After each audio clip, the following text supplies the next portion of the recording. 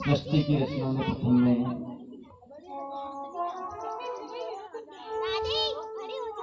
भगवान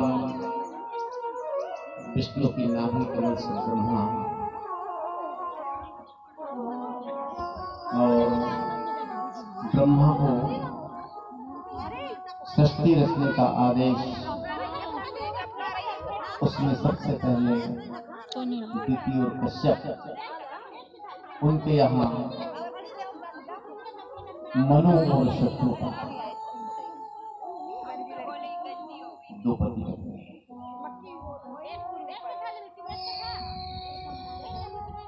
और आदेश दिया कि जाओ तुम सृष्टि का परिचालन करो। सृष्टि को इनके यहाँ 5 संतान का जन्म हुआ, 3 कन्या और 2 पुत्र पैदा हुए। तीनों कन्याओं का नाम रखा गया, एक का नाम देहूति, एक का नाम आकृति और तीसरी कन्या का नाम प्रसूति, और 2 पुत्र थे उनका, एक का नाम तालपाद और दूसरे का नाम प्रियव्रत। 5 संतानों के 5 नाम उन्होंने। अब यहाँ श्रीमद् भागवत की कथा से कभी कभी हम विडंबना में चले जाते हैं, शिवपुराण से कुछ हमें कुछ और चीज प्राप्त हो जाती है। ऐसा क्यों है? इसमें सती चरित्र आएगा, लेकिन शिव महापुराण से सती कौन थी, ये कहां से प्रकट हुई थी और महाराज दक्ष को कैसे प्राप्त हुई थी? अब यहाँ प्रसंग आता है कि 3 कन्याएं थी, तीनों का विवाह में 2 का विवाह, एक कन्या जिसका नाम था आकृति, उस कन्या का नाम दक्ष प्रजापति के साथ कर दिया। दूसरी कन्या जो प्रसूति नाम की थी, उसका रुचि नाम के जो राजा थे उनके यहाँ कर दिया। तीसरी कन्या एक जिसका नाम देहूति था, वो कन्या देखने में सुयोग्य, धर्म में आस्था रखने वाली, धार्मिक प्रवृत्ति की सुशील कन्या, युवा हो गई, घर में बड़ी हो गई। एक दिन पिताजी ने देखा कन्या बहुत बड़ी हो गई है, विवाह की होगी, लेकिन कहाँ जाऊंगा, इसके लायक सुयोग्य वर मुझे कहाँ मिलेगा? इतना मन में विचार कर रहे थे कि देव ऋषि नारद जी का कहीं से आगमन हुआ। राजा आप चिंता में बैठे हो, क्या बात है? देव ऋषि समय बड़ा विचित्र आ गया है, कन्या है, युवा है, जवान अवस्था है, इसका संबंध करना है और कहीं सुयोग्य वर मुझे क्योंकि ये धर्म में आस्था रखने वाली है, धार्मिक प्रवृत्ति की है, सुशील है, गुणवान है, ज्ञानवान है, इसके अंदर सब कुछ है। लेकिन अब इसको कहाँ दो, कैसा बालक ढूंढो, कैसा वर ढूंढो।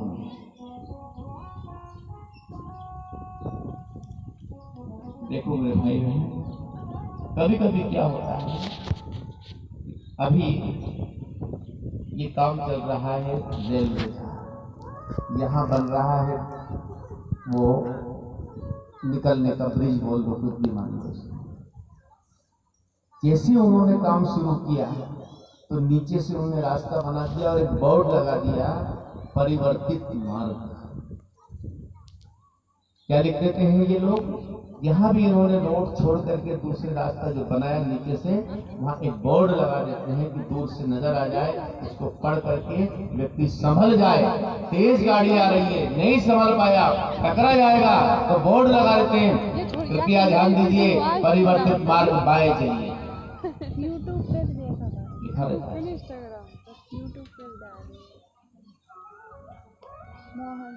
क्यों? इस समय का ठिकाना नहीं होता, इस समय कब परिवर्तन, मार्ग कब परिवर्तन हो जाए पता नहीं। जा रहे हम, वहाँ नहीं लिखा है मार्ग परिवर्तित, नहीं लिखा है, सीधे चले गए, नुकसान हो, जीवन समाप्त। इसी तरह से हमारे इस शरीर के अंदर भी मार्ग परिवर्तित होता है, लेकिन समय आने पर मार्ग बदल जाता है, परिवर्तन चला जाता है। उस चीज को हम तो समझ नहीं पाते हैं, अपने आप मार्ग परिवर्तन। दो कन्याओं का बड़े नाट्य घर में संबंध किया। एक कन्या उसके लिए विचार कर रही है, देवऋषि राजा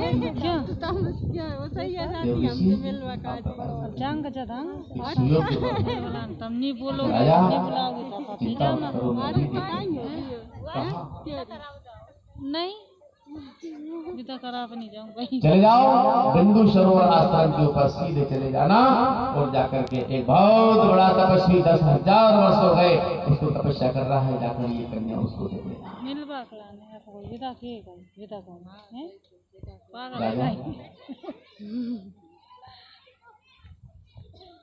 मैंने 2 बेटी अपने बड़े बड़े राजाओं को दी है, बड़े बड़े धनाढ्य घर में,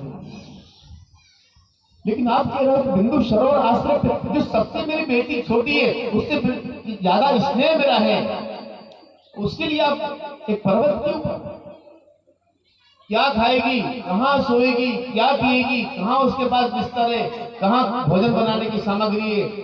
हमने कि राजा ये सब चीज मत देखो, इस समय को भरोसो कोनी है, कोई है, कोई कहते हैं सब कहते हैं समय का भरोसा है, कोई कहते कल का, कोई कहते पल का, वो भी नहीं है साहब। आपके कथा बाज या पोर के बाची के नहीं बाची, ठिकाना नहीं। इसलिए समय, इस समय को भरोसो कोनी, और कद पलटी मार जावे, समय को भरोसो कोनी, कद पलटी मार जावे,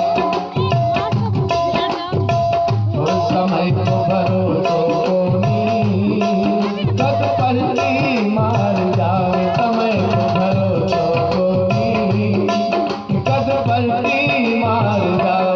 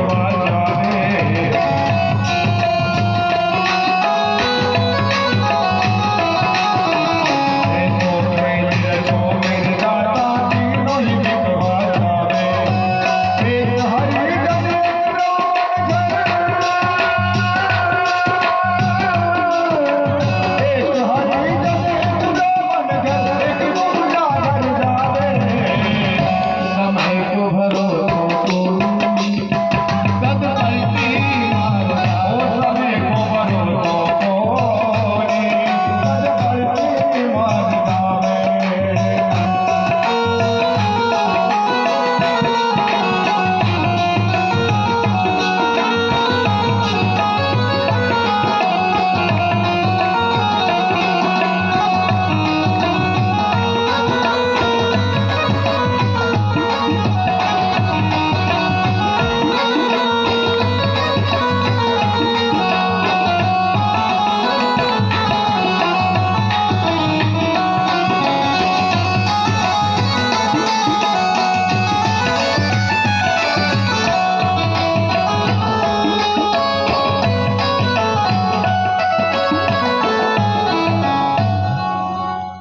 वृंदावन बिहारी लाल जय हो।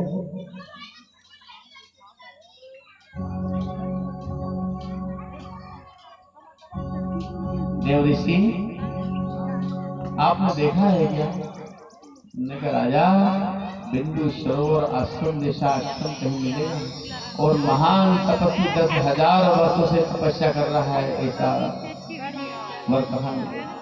चले जाओ। गए, कौन कौन गए? 3 गए वहां। उठाया अपने सामान यहाँ से और चल दिए बिंदु सरोवर आश्रम। दोनों पति पत्नी और एक वो कन्या पहुंच गए बिंदु सरोवर आश्रम के ऊपर। देखा उस महान तपस्वी ने ऊपर से जैसे झांका नीचे तो 3 लोग आ रहे हैं। उसने 1 2 और 3 आसन डाल दिए।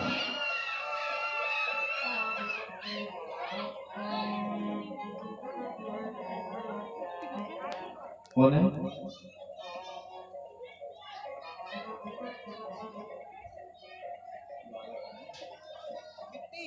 बालक को तो काम नहीं मिली।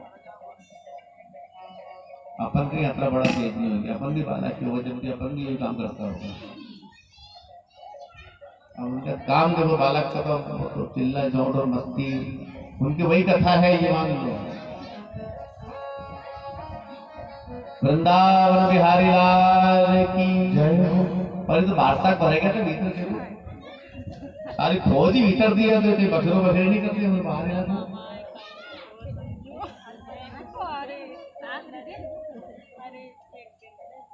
बेटा बाहर निकाल दो वहाँ कोई कुंड वगैरह और ये गड़बड़ नहीं कर दे तो दिक्कत आएगी नहीं। वृंदावन बिहारी लाल।